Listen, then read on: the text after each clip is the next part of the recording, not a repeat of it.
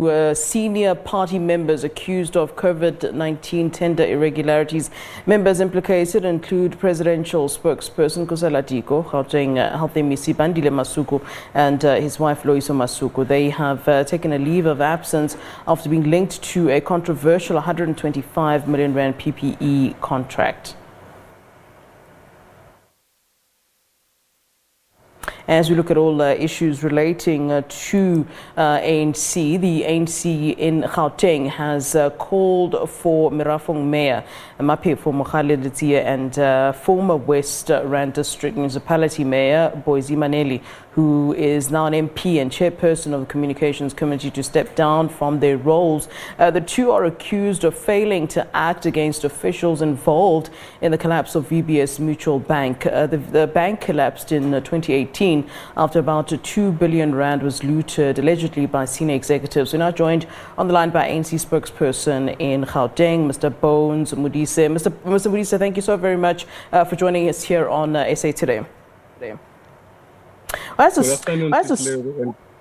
Good afternoon to your viewers. Yeah, as a start, there is some kind of perception that's been created that the two individuals, Boyce Maneli and they've been asked to take the fall for what's happening in terms of those who were in fact implicated in stealing money, for them not in fact holding them accountable. Is there a sense that these two are being indeed asked to take the fall, Maphefo Mogale as well as Boyce Maneli? Well, we can confirm with you that Comrade Boyce Maneli and Comrade Maphefo Mogale-Letsie were executive mayors at the time these issues surfaced. And remember, they were executive mayors. They were not just a mayor. So they had executive responsibility and they had to take executive decisions. And in this instance, the Provincial Integrity Commission will have found that in their responsibility of taking executive decision against those who decided to invest the money of the municipality in VBS, they did not do so, even though they would have been advised against investing money in the VBS. And there would have been a number of things that might have happened in between. And ultimately, Provincial Integrity Commission decided that in failure to execute their responsibilities given to them by the powers of Municipal Systems Act, Municipal Structures Act, they got to take the responsibility, because at the end of the day, the buck stops with them as executive mayors. All right, so here's where I'm getting to. The fact is that they are, of course, now being held accountable for for failing to act against those who might have stolen. So the ones that indeed did or are implicated or alleged to have stolen, will they be held accountable? Say that Maphefo and Boyce do raise names or what they do know. Will those people then be held accountable? I mean, we've been hearing stories about how people are getting away with theft of monies from VBS, but the fact of the matter is that it seems that you're holding people that didn't in fact steal but didn't take action. So it does seem as though somebody's being held accountable when they didn't actually steal the money. Are you going to chase after the people that actually did in fact steal money, that were indeed implicated as having stolen money? That's kind of where I'm going with my questioning. This is a two-way process. There's a political process and there's a process of law enforcement agencies. As the ANC, we're dealing with the political process because these are the political deployees of the African National Congress. As it relates to the administrators and those that are involved in stealing the money of the VBS and all of that, they will be subjected to the process of law enforcement agencies, whereby they will be prosecuted, they will go to courts and so on and so forth. And they will have to prove themselves in the courts of law as to what happened, how did the flow of money goes, and who gave order for them to do all they did. In the political process, what we were dealing with was that as a political deployee, as an executive mayor, you had a responsibility to oversee the municipality and everything that happens within the municipality. And as we speak now, the PIC says to us, you failed in your responsibility to ensure that executive authority is there and it's respected.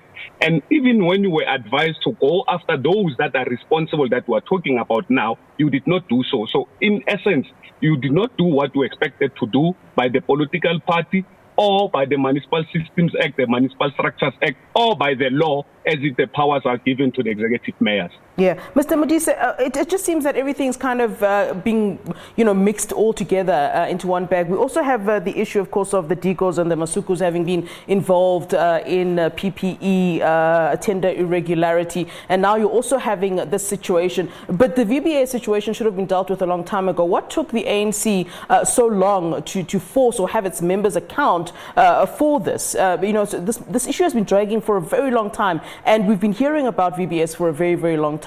Why is it that it's taken so long, and then also mixing up with other issues now? It's coming into contact with the issue of PPE irregularity. It just seems like there's a lot that the ANC in Gauteng is dealing with all at once.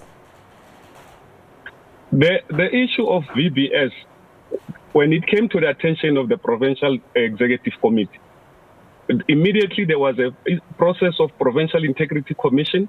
They investigated the manner in which they do their stuff, and they brought a report to the PEC. The PEC, upon its deliberation, because there was already an issue at the national level, that the VBS sitting at the national level, because there were other municipalities across the country that might have been involved in the VBS. A decision was then taken that defer the matter to the national office bearer, because they're already dealing with other municipalities, with other comrades from different provinces. Therefore, the matter was sitting with the national office bearers until they referred it back to the province, say, it's your baby, you deal with it, you decide what to do. And therefore, the Provincial Executive Committee then, in its deliberation, after everything has been said and done, took a decision to agree and affirm the recommendation of the Provincial Integrity Commission that the comrades ought to step aside on the basis that they did not play that political oversight in the issues of VBS. I don't understand what you mean when you say it seems to be a whole lot of back and there's some issues in between, because the issue here is that we were dealing with the political processes. Any other issue that has to do with VBS, which is not a political process, will be dealt with by law enforcement agencies. So let's separate that. There's law enforcement agency that will deal with those who are alleged to have stolen money from municipalities as it relates to VBS. ANC was dealing with its own comrades as it requires them to uphold the integrity of the organization, the integrity of themselves as deployed by the organization, and so. So that is another process. So for now, let's focus on the process of the ANC, which the PIC has came to the ANC and said, from our engagement with comrades, our interaction with the witnesses and so on and so forth, we can safely tell you now, as a Provincial Integrity Commission, that Comrade Boyce Maneli and Comrade Maphefo Mogale-Letsie, there is no way where we have found any evidence that links them to any corrupt activity as it relates to VBS. The only problem that we have found is that the comrades failed to execute their responsibility as heads of municipalities. And had they done that, would be somewhere, I'm sure that now we should be saying so many officials have been prosecuted for their role in the VBS and so on. So that is another process that is going to take place. Okay, speaking of that process, Mr. Modise, what is the penalty according to your own laws and whatever you rule by? What is the penalty then for inaction, for failing to do what's required of you, of your duties? What is the penalty then? Because what often happens is that people will step aside for whatever it is, an investigation to happen, but then a couple of months or so later we hear the person has been moved to a particular position. So really, it almost seems as though your own mechanisms within the ANC, disciplinary mechanisms that is, really just sort of are a slap on the wrist for people who are found to not have done what they're supposed to or found guilty of whatever it is that they might have done. So my question then is, what is the penalty then for the inaction where you have found that they indeed, as you have said, didn't act in the position that they were supposed to act and didn't act against those that were found or perceived to have been guilty of stealing from VBS? So what according to your own laws, according to your own rules within the ANC, is the penalty then for that inaction? We can tell you now that you can term it penalty, but the ultimate penalty will have been that Comrade Boyce and Comrade Maphefo will no longer be in the executive positions that they were deployed in. That is the most important thing. They would have lost that political responsibility because of failure to execute their responsibilities in the positions that they were deployed in. And I think for me, that is the ultimate price if anyone has to pay a price. But second, in this process, the ANC Gauteng is moving in a different direction, in a direction that seeks to say, any issue that affects the community of Gauteng that is brought to the attention of the Provincial Executive Committee will be dealt with its own merit, and a decision will be taken on those bases, and the community of Gauteng will be informed as to what is it that the ANC has decided. Yeah. We could have chosen to deal with this issue internally, take a decision and let it be. But we felt as a province that this is an important issue that has been at the dinner tables, in the taxi rank, in the buses, where people are saying we don't have services in the municipality, we don't have the following. However, a certain amount of money has been invested in VBS, and ultimately we all know that that money is long gone, it's lost, and so on. What is the price that one has to pay? And in this instance, Comrade Maphefo will have lost the responsibility of being the executive mayor. Comrade Boyce will have lost the responsibility of being a member of parliament and the chairperson of Portfolio Committee on Communications. Yeah. You know, Mr. Modise, you've kind of stopped me from mixing issues, but unfortunately I have to because of the fact that these issues do relate to the ANC in Gauteng. So you're going to have to forgive me, unfortunately, on that one. I'm going back to the PPE scandal, so you're going to have to forgive me. You're right here with me. There's no way that I can't go back to the PPE scandal. So today, of course, the Gauteng Province ANC Integrity Committee starts its probe into the PPE allegations, the irregularities, into the Dikos and into the Masukus. I'd like to talk about the work in the past that the ANC Integrity Commission has accomplished in the past in terms of, you know, holding its members accountable. And I raise this because it does link to what we're talking about in terms of VBS 2. There is this belief that these committees and these commissions that they're there to kind of, as I've said before, give a sort of slap on the wrist, or on the other end, some see it as a way that the ANC kind of rids itself of people they were planning to get rid of in any case. So I'd like us to talk about the work of the Integrity Commission and really the bigger issues that they've been able to resolve, because if there are big issues that the ANC Integrity Committee had been able to resolve, we might not necessarily be seeing the level of corruption that we're seeing even now. I mean, it just seems as though people are brazen and aren't necessarily afraid of this Integrity Committee. So I'd really like to go into what this committee has really actually achieved over the years. Well, in answering that, I can say safely to you, we have seen instances where courts of law will have taken a decision to send to when someone who has raped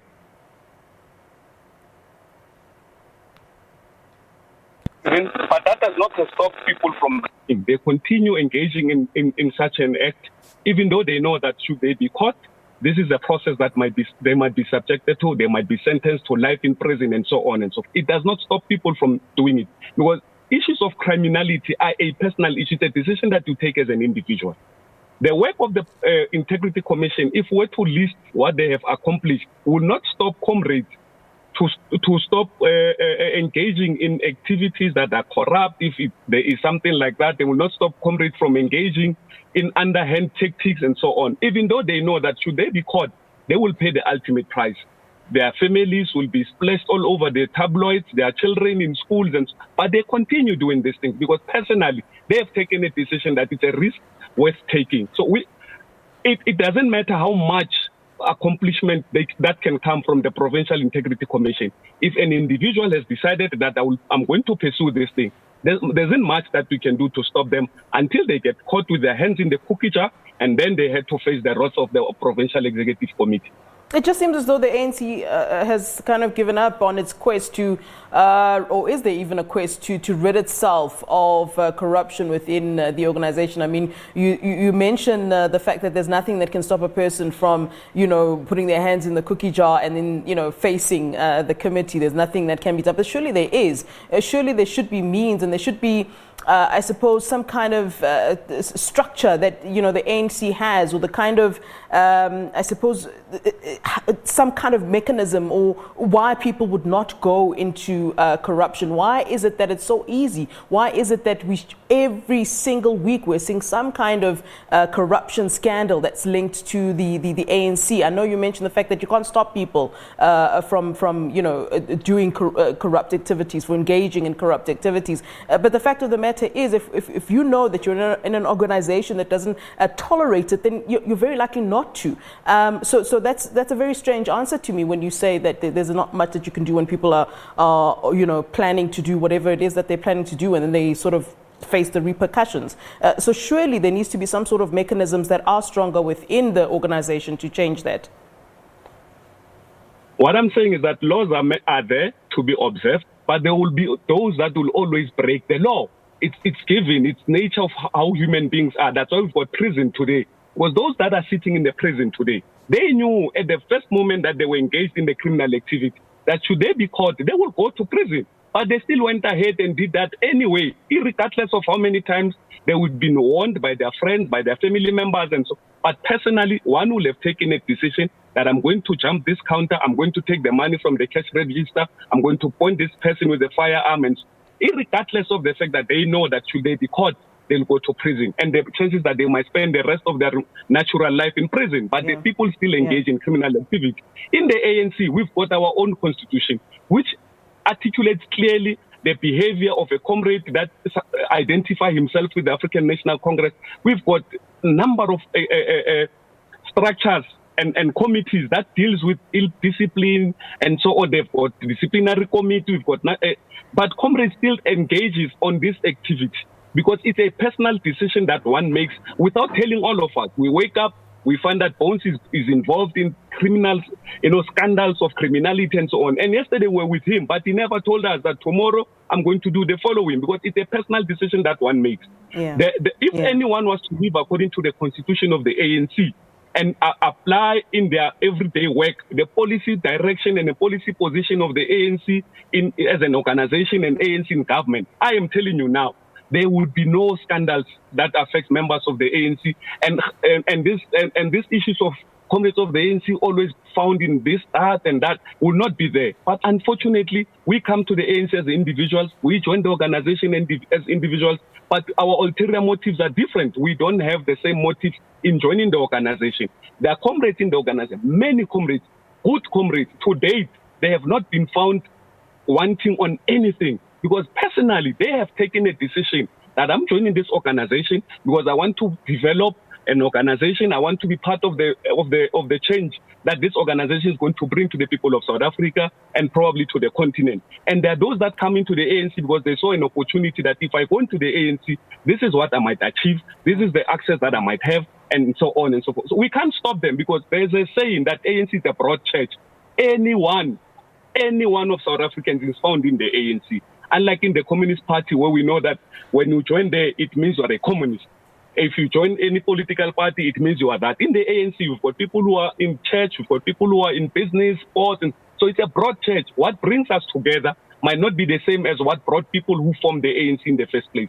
But if we still live into the principles and the value system of the ANC, we will not be subjected to what we are subjected today.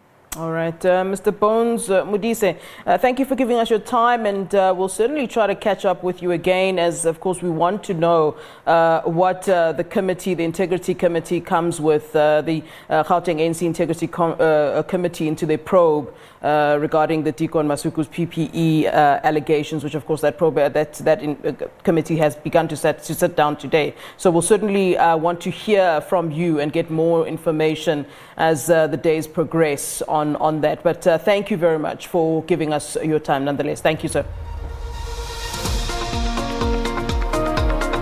All right.